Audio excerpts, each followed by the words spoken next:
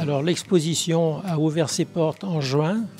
Bien évidemment, avec la pandémie, on n'a pas pu ouvrir plus tôt. Et on l'a programmée jusqu'à la fin du mois d'octobre. Et elle sera ouverte également d'avril à octobre pour l'année prochaine.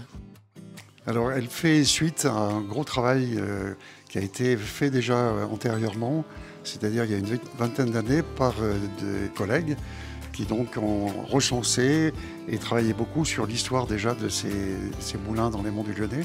Il nous a semblé intéressant de reprendre ce travail-là et de le pousser au maximum pour arriver à en faire ce qu'on a essayé de faire dans la réalisation de cette exposition aujourd'hui. Cette exposition, elle est basée sur un certain nombre de thématiques. Bien sûr, il y a beaucoup de choses à lire.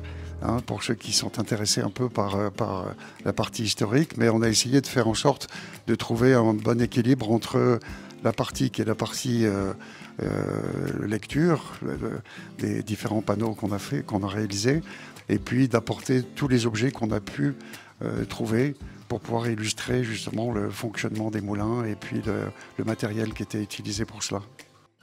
Aujourd'hui, il y a pratiquement dans les monts du Lyonnais, il doit y avoir 4 moulins qui sont des moulins qui fonctionnent encore et qui travaillent pour fabriquer de la farine animale en particulier ou de la farine panifiable, comme on dit, pour faire du pain.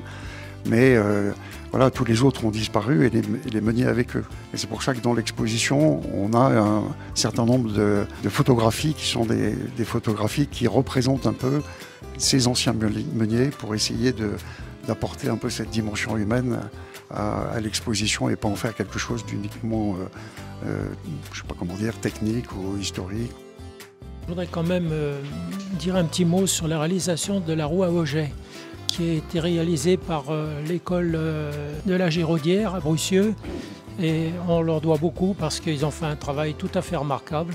Et je pense que c'est ce qui touche plus le visiteur quand il rentre dans la pièce, ils entendent le bruit de l'eau et automatiquement ils se rapprochent de la pièce. Et on a fait un petit panneau quand même explicatif pour rendre hommage aux professeurs et aux élèves qui ont travaillé pour nous.